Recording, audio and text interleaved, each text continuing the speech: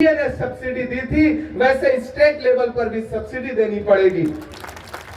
तो राहुल जी ने मुझसे वादा किया कि इमरान, बिहार का चुनाव आ रहा है, महागठबंधन की सरकार बनने जा रही है, सरकार बनने दो, मुझे एक रोड मैप बना के दो, बुनकर के साथियों से मिलो, बुनकर जो हमारे साथी हैं उनसे बातचीत करो और उसके बाद वो पॉलिसी बना के मुझे दो। मैं कोशिश करूंगा कि सरकार बनी तो उस पॉलिसी को लागू कराया जाए।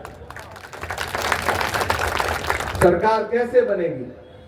सरकार तब बनेगी जब आप अपना एक एक वोट लेकर के भागलपुर वालों निकलोगे और हाथ छाप का बटन दबा करके भाई अजीत शर्मा जी को जिता करके असेंबली पहुंचाओगे।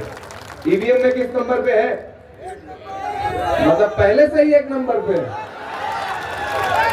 अब जब पहले से ही एक नंबर पर है, मतलब ऊपर वाले ने पहले से ही एक नंबर पर रख दिया है, तो जब पहले से ईवीएम में रख दिया है तो गिनती में तो फिर एक नंबर पे रहना ही है। और एक बात ये भी सोच करके जाना साथियों, आप तो इसको ले ही रही है और इसकी सबसे ज्यादा हिफाजत करनी है। ये जो लुटेरे घूम रहे हैं ना वोटों के, ये सबसे पहले ईवीएम मशीन पे ही डाका डालते हैं, इसलिए इसकी हिफाजत जान से बढ़ के करनी है। इन लुटेरों को लूटने नहीं देना है और इनके छाती पे खड़े होकर नारा लगाना है कि वोट चोर, वोट चोर, वोट चोर।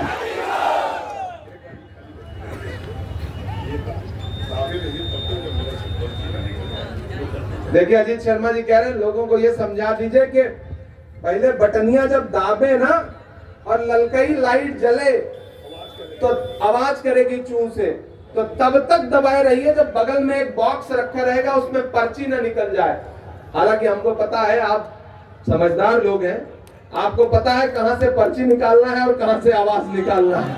आप बहुत समझदार लोग हैं, मुझको ये बात पता है। तो आपसे ये गुजारिश कर रहा हूं साथियों, हम मिश्रा भी पढ़ देंगे भाई, छोड़िए, हम कहां भागे जा रहे हैं। आज दिन में 8 सभाएं लगी हुई है। मैं पिछले 16 दिन से पूरे बिहार में चुनाव प्रचार कर रहा हूं गठबंधन के साथियों के लिए, कांग्रेस के साथियों के लिए, और आपसे ये अपील कर रहा हूं कि छोटी छोटी नाराजगी हो, छोटी छोटी शिकायत हो, कोई शिकवा हो तो सब किनारे रख देना, क्योंकि जब मकसद बड़ा हो तो छोटी छोटी चीजें नजरअंदाज करनी पड़ती। फुटबॉल के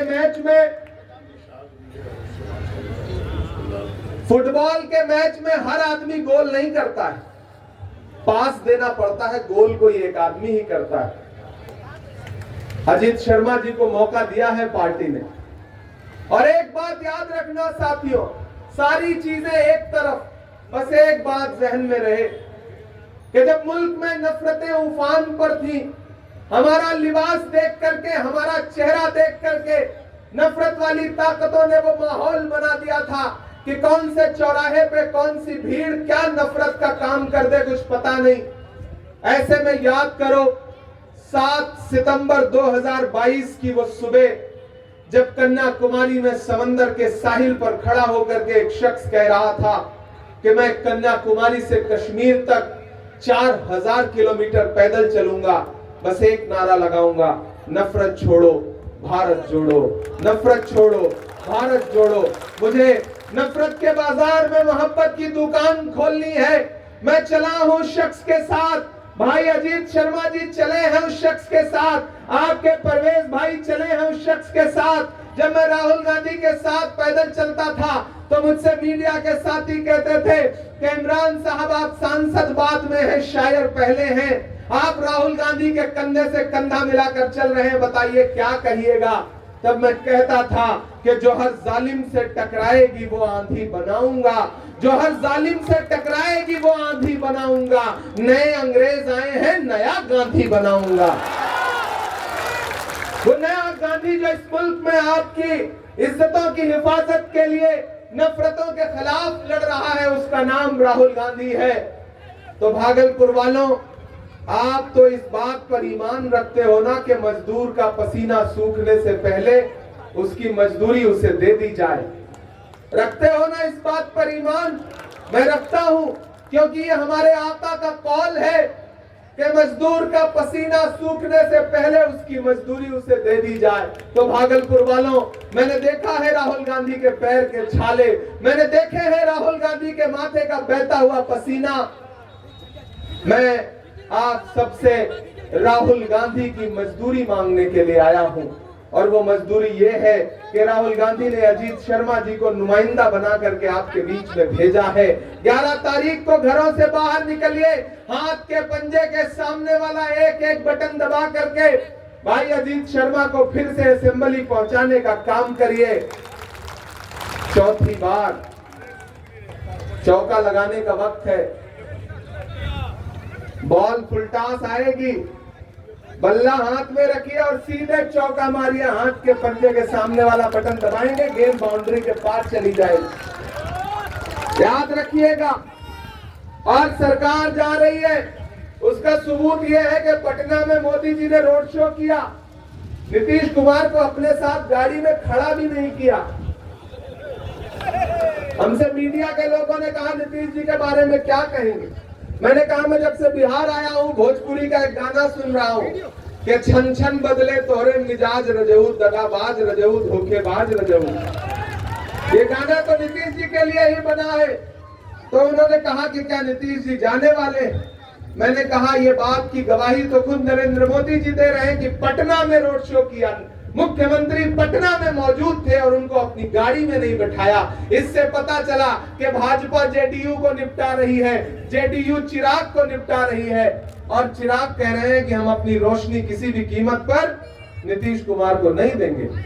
उनकी आपसी सरफुटौल इतनी है, इसलिए कह रहा हूं महागठबंधन आएगा तो नौकरियां मिलेंगी, महागठबंधन आएगा तो मेरी माओ बहनों आपके अकाउंट में 14 जनवरी से पहले 2 महीने के अंदर एक एक औरत के अकाउंट में 30,000 रुपया देने का काम करेगा महागठबंधन। माई बहन मान योजना, 200 यूनिट बिजली फ्री। और यहां भागलपुर में खड़ा होकर के आपसे एक वादा करता हूं अजीत भाई, और ये काम हम दोनों को मिलकर करना है कि बुनकरों के लिए बिजली में स्पेशल सब्सिडी के लिए काम करना है। ये कोशिश सरकार से करवानी है, और ये मैं जबान देता हूं कि मैं इस चीज के लिए राहुल गांधी जी से आपके सामने प्रपोजल रखूंगा। भागलपुर के बुनकरों के एक डेलीगेशन को लेकर चलूंगा, राहुल गांधी जी से मिलाऊंगा। सरकार बनी तो बिजली में बुनकरों को अलग से सब्सिडी देने का काम किया जाएगा, ये भरोसा आपको दिलाता हूं साथियों। यहाँ सभी समाज के साथी खड़े हैं, निषाद समाज, महलदार परिवार को एकजुट होकर वोट देना है। हाँ, दोनों लोगों के बारे में बोल रहा हूँ मैं। पूरा बिहार का इतिहास भूगोल सब समझ चुका हूँ। मैं भी आजकल आधा बिहारी हो गया हूँ, और आधा नहीं बल्कि पूरा हो गया हूँ। मैं आया तो मीडिया के एक साथी ने उस दिन एयरपोर्ट पे कहा आप बिहार आए हैं इमरान जी, क्या कहेंगे? मैंने कहा मैं गुजरात से थोड़ी बिहार आया हूँ, यूपी और बिहार तो एक ही है। मैं अपने घर से अपने घर में आया हूँ, ये मेरा घर है। मैं बिहार को और खास तौर पर भागलपुर को अपना घर मानता हूँ। मैं तो महज शायर था। आपने किन्हीं लम्हों पे मुसल्लों पे बैठ के मेरे लिए दुआ कर दी कि खुदा ने हाथ पकड़ करके मुझे पहुंचा दिया देश की पार्लियामेंट में। ये तो आपकी दुआओं का सदका है। और अब तो मैं वहां भी खड़ा होकर चौकीदार से पूछता हूं कि भैया आपने तो कहा था बहुत हुई महंगाई की मार अब की बार मोदी सरकार, तो ये बताओ कि पेट्रोल 58 रुपए से 106 रुपए कैसे पहुंच गया? ये बताओ कि कफन तक पर जीएसटी कैसे लगा दी? ये बताओ कि कपड़े पर 5% की जीएसटी कैसे लगा दी? ये बताओ कि चिता की सामग्री पर जीएसटी कैसे लगा दी? दूध पर, दही पर, छाछ पर जीएसटी लगा दी। आप तो नारा लगा के आए थे बहुत हुई महंगाई की मार अब की बार मोदी सरकार। आप ही ने तो कहा था कि भाइयों बहनों देश के खजाने की चाबी मुझे सौंप दो, मैं देश नहीं लुटने दूंगा, कहा था ना। तो आजकल तो मैं उनसे पूछता हूं कि कहां सोया है चौकीदार, कहां सोया है चौकीदार? थोड़ा बेस बढ़ाओ ताकि चौकीदार के कान तक आवाज जाए कि कहां सोया है चौकीदार, कहां सोया है चौकीदार? कि गैस सिलेंडर की कीमत भी 1000 के पार, कहां सोया है चौकीदार, कहां सोया है चौकीदार। और महागठबंधन का क्या ऐलान है? 500 का गैस सिलेंडर, बिल्कुल आधा कर देंगे। कि चाय बेचने वाला पूरा भारत बेच रहा है।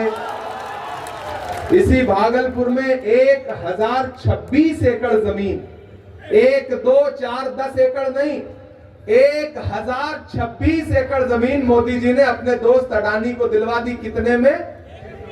1 रुपया में। अरे 1 रुपए में तो न चाय आती है न जहर आता है, लेकिन 1 रुपए में 1026 एकड़ जमीन किसको दिलवा दी? दोस्त को। तब इमरान ये पंक्तियां पढ़ता है कि चाय बेचने वाला पूरा भारत बेच रहा है, इसी काम में हासिल उसे महारत बेच रहा है। कि रेल बिक गई, तेल बिक गया, बिका हवाई अड्डा। सही बोल रहा हूं कि नहीं बोल रहा हूं? सही बोल रहा हूं कि नहीं बोल रहा हूं?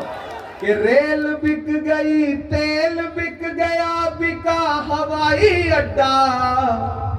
सब कुछ बिकता देख के खुश हैं अपने जेपी नड्डा। के जनता महंगाई की मारी करती हाहाकार, कहां सोया है चौकीदार, कहां सोया है चौकीदार। और अगली लाइन पे यहां से वहां तक तालियां बजेंगे, मुझे पता है कि अब बिहार में बन जाएगी तेजस्वी सरकार, कहां सोया है चौकीदार, कहां सोया है चौकीदार। उठाइए अपना एक एक हाथ, दिलाइए मुझे भरोसा कि 11 तारीख को एक एक वोट लेकर के जाएंगे। हाथ छाप का बटन दबाएंगे, बस एक नारा लगाएंगे, चुपचाप चुपचाप चुपचाप चुपचाप। अजीत भाई, एक शिकायत और एक वादा दोनों आपसे करना भी चाहता हूं, लेना भी चाहता हूं। 14 तारीख को रिजल्ट आएगा, उसके बाद आप जीत के असेंबली पहुंचेंगे, सरकार बनेगी, ताकतवर मंत्री बन के वापस लौटेंगे। उसके बाद इसी मैदान में जीत के जश्न का एक प्रोग्राम करिए रात का। मैं आऊंगा, पूरे भागलपुर को मुझे जी भर के शायरी सुनानी है उस दिन। शुक्रिया।